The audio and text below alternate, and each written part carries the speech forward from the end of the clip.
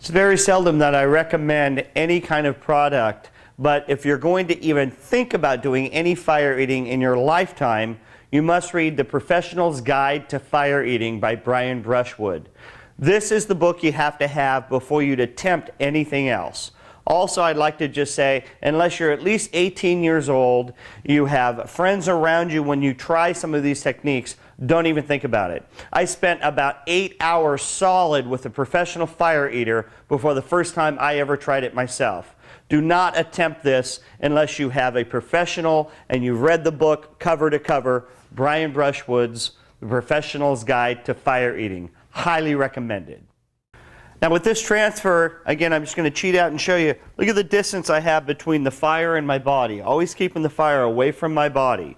I'm going to take my fingers here, my 3 fingertips, I'm going to push, when this is lit, I'm going to push into the bottom. Remember, the top is where all the heat is. I'm going to push in from the bottom. That's going to force the liquid that is covering this torch to drip right onto my hands. Now the liquid and the fire will all be burning at the same time as I transfer to the bottom of this torch. Blowing out that fire that's on my hand that's left, I've then transferred one to the other. One more time. On this technique, what I'm going to do is I'm going to very simply squeeze the bottom of this torch while it's lit. That's going to ignite my fingers with the liquid only, not catching my body on fire, just the liquid, long enough to transfer it to this side.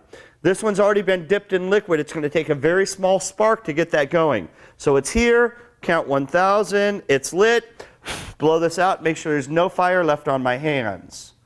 That's the basic transfer.